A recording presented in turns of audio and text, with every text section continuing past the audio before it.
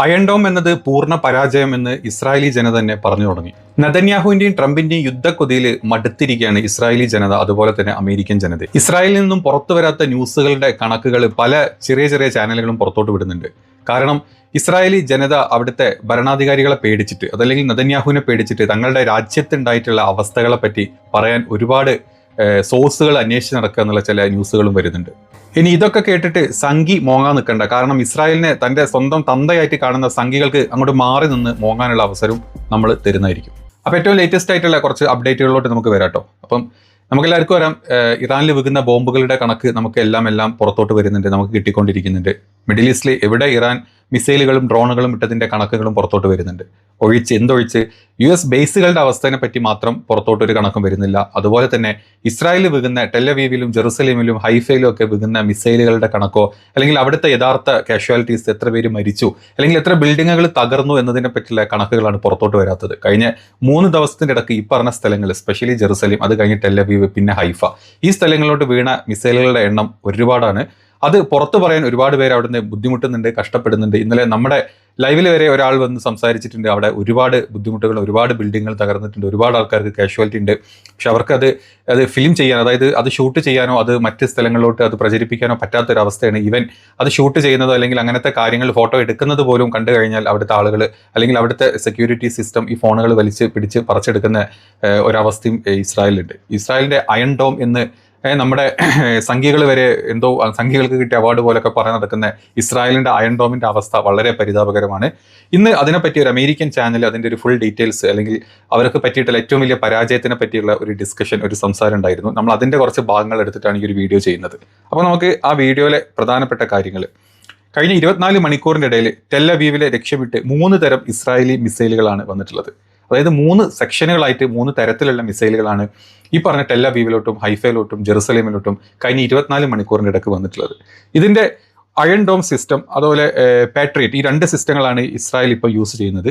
ഈ 2 ലോകോത്തര പ്രതിരോധ സംവിധാനങ്ങൾ ഈ ക്രമങ്ങളെ തടയുന്നതിൽ വലിയ പരാജയം. അതായത് ഈ 3 തരം മിസൈലുകൾ 3 പ്രാവശ്യങ്ങളായിട്ട് അല്ലെങ്കിൽ 3 ഘട്ടങ്ങളിലായിട്ട് ഇറാന്റെ സൈഡിൽ നിന്ന് വിട്ട സമയത്ത് ഈ 2 അയൺ ഡോം, അതുപോലെ പാട്രിയറ്റ് പാക്ക് 3 എന്ന് പറഞ്ഞിട്ടില്ല. അയൺ ഡോമിന് നമ്മൾ അയൺ ഡോം എന്ന് പറയുമ്പോൾ പാട്രിയറ്റിന് പാക്ക് 3 എന്നാണ് പറയുന്നത്. ഈ പാക്ക് 3യും വലിയ പരാജയമാണെന്നാണ് ഈ ചില വിദഗ്ധരായിട്ടുള്ള ആളുകൾ ഇപ്പോൾ കണ്ടെത്തിയിട്ടുള്ളത്.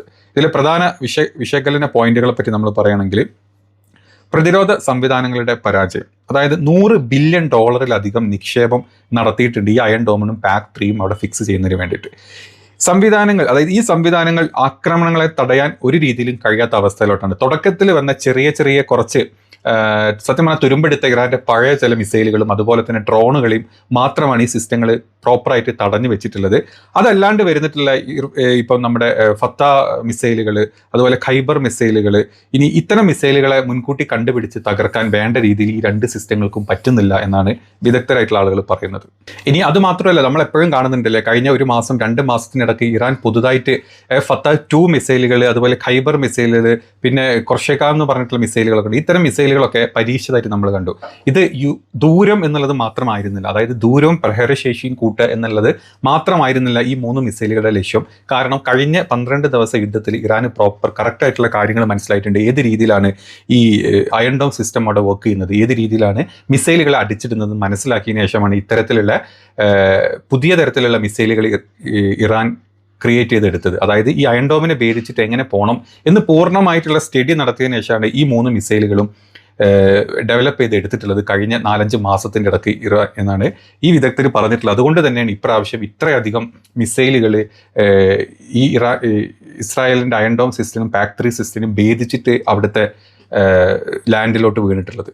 അതിനുള്ള പ്രധാന കാരണങ്ങളായിട്ട് പിന്നെ കാണുന്നത് അവിടുത്തെ ഔദ്യോഗിക അറിയിപ്പ് എന്ന് പറഞ്ഞാൽ ഇതിൻ്റെ റീകാലിബ്രേഷൻ ആവശ്യമാണ് എന്നാണ്. അയൺ ഡോം അതുപോലെ തന്നെ പാക്ക് 3യുടെ പിന്നിലുള്ള സാങ്കേതിക കാരണങ്ങളെ പറ്റി അല്ലെങ്കിൽ ഇഷ്യൂവിനെ പറ്റി ചോദിക്കുമ്പോൾ അവിടുത്തെ ഉദ്യോഗസ്ഥർ പറയുന്നത് ഇതിനൊരു റീകാലിബ്രേഷൻ ആവശ്യമാണ് എന്നുള്ളതാണ്. പക്ഷേ അവിടെ തന്നെയുള്ള ആളുകൾ, വിദഗ്ധരും പറയുന്നത് അത് വെറും തെറ്റായിട്ടുള്ള, അതല്ലെങ്കിൽ ആളുകളുടെ കണ്ണിൽ മറയിടാൻ വേണ്ടിയിട്ടാണ് ഈ റീകാലിബ്രേഷൻ ചെയ്യണമെന്ന് പറയുന്നത്. സത്യത്തിൽ ഈ മിസൈലുകളെ തടുക്കാനുള്ള ഒരു സിസ്റ്റം ഈ പറഞ്ഞ രണ്ട് അയൺ ഡോം സിസ്റ്റങ്ങൾക്കും ഇല്ല എന്നും കൂടെ ഇതിൻ്റെ കൂടെ കൂട്ടിച്ചേർക്കുന്നുണ്ട് ആളുകൾ. ഇസ്രായേലി പട്ടാളക്കാർക്ക് അല്ലെങ്കിൽ ഇസ്രായേലി ഗവൺമെന്റിന് ഒരു അമിത വിശ്വാസം, ഓവർ കോൺഫിഡൻസ് അവരുടെ അയൺ ഡോമിൽ ഉണ്ടായിരുന്നു. കഴിഞ്ഞ 12 ദിവസ യുദ്ധത്തിലും ഒരുപാട് മിസൈലുകളെ തടുത്തതിന് കാരണം അവർ വിചാരിച്ചു ഏത് തരത്തിലുള്ള മിസൈലുകൾ വന്നു കഴിഞ്ഞാൽ ഞങ്ങൾക്ക് തടുക്കാൻ പറ്റും.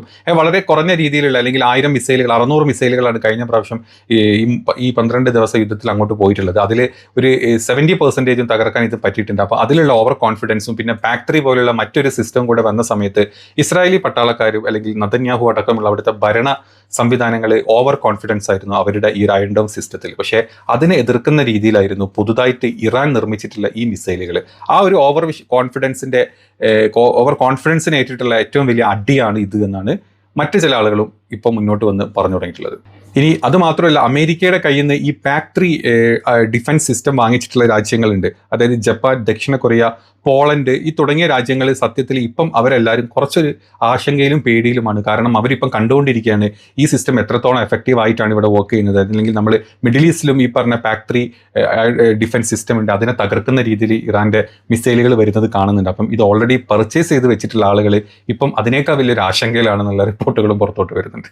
ഏതാണെങ്കിലും ഇറാനിൽ എത്ര വലിയ അടി വെട്ടിക്കഴിഞ്ഞാലും അമേരിക്ക പോലത്തെ അതല്ലെങ്കിൽ ഈ പറഞ്ഞ ഇസ്രായേൽ പോലത്തെ രാജ്യങ്ങൾ ഏത് സിസ്റ്റങ്ങൾ വെച്ചിട്ട് എത്ര വലിയ ലോകത്തിൽ എത്ര വലിയ കാര്യങ്ങൾ വെച്ച് ആക്രമിച്ചു കഴിഞ്ഞാലും ഞങ്ങൾ ജീവൻ പോകുന്നവരെ പോരാടും. ആ പോരാട്ടം എന്ന് പറഞ്ഞാൽ വെറുതെ പോരാടി അല്ലെങ്കിൽ വെറുതെ എന്താ പറയുക നിന്ന് കൊടുക്കുകയല്ല, അതിൻ്റെ സമയത്ത് പ്രതിരോധങ്ങൾ മാത്രമല്ല അതിനേക്കാൾ വലിയ തിരിച്ചടികളും കൊടുത്തുകൊണ്ട് തന്നെയാണ് ഇറാൻ മുന്നോട്ട് പോകുന്നത്.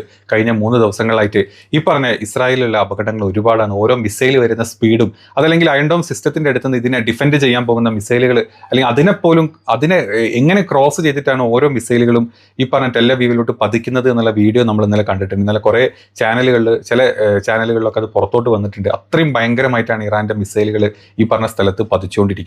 ഇറാൻ്റെ ഒരു 8 ലക്ഷം 10 ലക്ഷം മാത്രം ചെലവ് വരുന്ന ഓരോ മിസൈലുകളും, അതായത് ഹൈ എൻഡ് മിസൈലുകളും തകർക്കാൻ വേണ്ടിയിട്ട് ഈ അയൺ ഡോം സിസ്റ്റത്തിൽ നിന്ന് അങ്ങോട്ട് തിരിച്ച് പ്രതിരോധിക്കാൻ പോകുന്ന ഓരോ സിസ്റ്റത്തിനും അല്ലെങ്കിൽ ഓരോ മിസൈലുകളും കോടിക്കണക്കിന് രൂപയാണ് ഇസ്രായേൽ അല്ലെങ്കിൽ അമേരിക്ക ചെലവാക്കിക്കൊണ്ടിരിക്കുന്നത്. അതായത് ഈ ഒരു സാമ്പത്തികപരമായിട്ട് നമ്മൾ നോക്കിക്കഴിഞ്ഞാൽ അമേരിക്കയുടെ GDPക്ക് വലിയ രീതിയിലുള്ള ഒരു എഫക്റ്റ്, ഒരു അടിയാണ് ഇതിന് കിട്ടിക്കൊണ്ടിരിക്കുന്നത്. അമേരിക്കയുടെ സാധാരണ ജനങ്ങളുടെ ടാക്സ് എടുത്തിട്ട് അല്ലെങ്കിൽ അവരുടെ കയ്യിൽ നിന്നുള്ള കാശ് എടുത്തിട്ടുള്ള ഈ ഒരു സംവിധാനങ്ങളെ എതിർത്ത് ഇപ്പോൾ അമേരിക്കയിലും ഇസ്രായേലും ജനത, അതായത് അമേരിക്കൻ ജനത അവരുടെ ട്രംപ് ചെയ്യുന്ന യുദ്ധങ്ങൾക്കെതിരെ ഒരുപാട് ഭയങ്കരമായിട്ട് അതിനെതിരെ സംസാരിച്ചു തുടങ്ങിയിട്ടുണ്ട്. ഒരുപാട് എന്താ പറയുക പ്രൊട്ടസ്റ്റുകൾ അമേരിക്ക അകത്ത് നടക്കുന്നുണ്ട്. അതിൽ ട്രംപിന് നല്ല പേടിയുണ്ട്. അതുതന്നെ ഇപ്പോൾ ഇസ്രായേലിൽ നടക്കുന്നുണ്ട്. ആളുകൾക്ക് പുറത്തിറങ്ങാൻ പറ്റാത്തൊരവസ്ഥയിലാണ് ഇസ്രായേലുള്ളത്. ഓൾമോസ്റ്റ് ഇസ്രായേലിൻ്റെ 90% ആളുകൾ ഇപ്പോൾ ബങ്കറിൽ ഒളിച്ചിരിക്കുകയാണ്, പുറത്തിറങ്ങാൻ പറ്റാണ്ട്. കംപ്ലീറ്റ്ലി ഒരു എമർജൻസി, ഒരു അടിയന്തരാവസ്ഥ മുന്നോട്ട് പോയിക്കൊണ്ടിരിക്കുകയാണ് ഇസ്രായേലി ജനത തന്നെ ഇതിനെ എതിർത്ത് സംസാരിക്കുന്ന ഒരുപാട് രംഗങ്ങളും ഒരുപാട് ക്ലിപ്പുകളും വന്നിരുന്നു.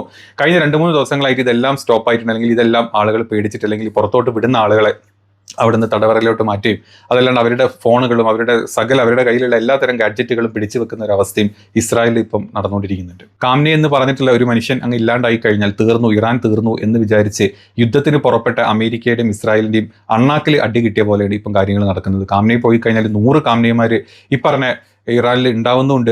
അവരുടെ രാജ്യം എങ്ങനെ കൊണ്ടുപോകണം എന്നുള്ളതും ചിന്തിക്കുന്നുണ്ട്.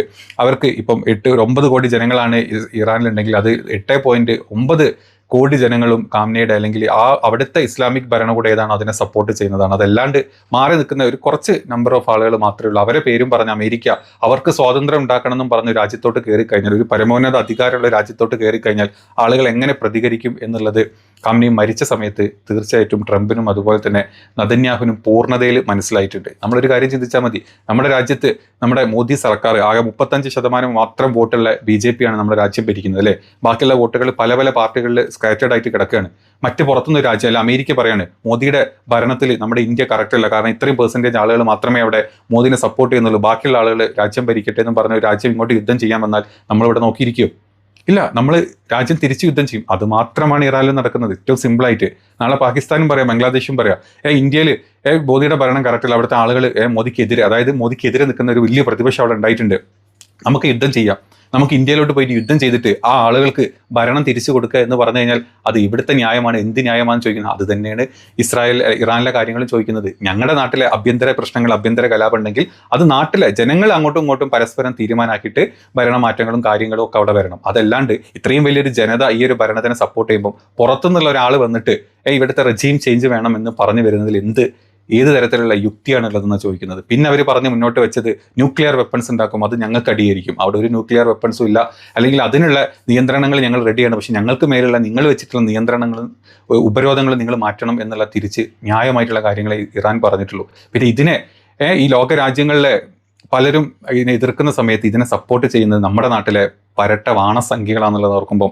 പുച്ഛം തോന്നുകയാണ്. ഈ വൃത്തികെട്ട ജന്തുക്കളുണ്ട്, ഇവൻ്റെ ഒക്കെ രണ്ടാം തന്ത അല്ലെങ്കിൽ ഇവൻ്റെ ആദ്യ തന്ത നെതന്യാഹു അല്ലെങ്കിൽ ജൂതനുമാണെന്ന് തോന്നിപ്പോകുന്ന രീതിയിലാണ് ഇവൻ അവരെ സപ്പോർട്ട് ചെയ്യുന്നത്. കാരണം RSSന്റെ ഒരു ചിന്താഗതി ഉണ്ട്, അത് നമ്മൾ ചിന്തിച്ചാൽ മതി. പണ്ട് ഹിറ്റ്ലർ ഉള്ള സമയത്തെ, RSS ഉണ്ടായ സമയത്തെ ഹിറ്റ്ലറിന് സല്യൂട്ട് ചെയ്തില്ല, ഹിറ്റ്ലർ ചെയ്ത കാര്യങ്ങളായിരുന്നു കറക്റ്റ്, ഹിറ്റ്ലർ ചെയ്തത് കറക്റ്റാണ് എന്ന് ചിന്തിച്ച് വന്നിട്ടുള്ള RSSന്റെ അതേ RSS ആണ് ഇപ്പം നെതന്യാഹു അല്ലെങ്കിൽ ഈ പറഞ്ഞ ജൂതന്മാർ അവിടെ നിന്ന് ഉയർന്നു വരുന്ന സമയത്ത് അവർക്ക് അവരുടെ ഷൂ നക്കിയിട്ട് അല്ലെങ്കിൽ അവരുടെ ആസനം നക്കി ജീവിക്കാം എന്നുള്ള തോന്നലുകൊണ്ട്, അല്ലെങ്കിൽ അങ്ങോട്ട് പോയിട്ട് കെട്ടിപ്പിടിച്ച പ്രധാനമന്ത്രി അവിടെ ചാണിച്ചു കൂട്ടിയിട്ടുള്ള കാര്യങ്ങൾ പുറത്തു വരാണ്ടിരിക്കാൻ കഷ്ടപ്പെട്ട് കഴിയുന്ന ഓരോ കാര്യങ്ങൾക്ക് അല്ലെങ്കിൽ ജയ് വിളിച്ച് സപ്പോർട്ട് ചെയ്ത് നടക്കുന്ന ഒരു വൃത്തികെട്ട കൂട്ടങ്ങളായിട്ട് നമ്മുടെ രാജ്യത്തെ സംഘികൾ മാറിയിട്ടുണ്ട്. അപ്പോൾ സംഘികൾക്ക് മാറി നിന്ന് കുറയ്ക്കാനുള്ള അവസരം നമ്മൾ എപ്പോഴും കൊടുക്കണം. നമ്മുടെ വീഡിയോയുടെ താഴത്താണെങ്കിലും നമ്മുടെ ലൈവിൻ്റെ താഴത്താണെങ്കിലും സംഘി കുറയ്ക്കണം, കുറച്ചുകൊണ്ടിരിക്കണം, കുറച്ച് അല്ലെങ്കിൽ ചോര തുപ്പി ചാവുന്നവരെ സംഘി ജീവിക്കട്ടെ.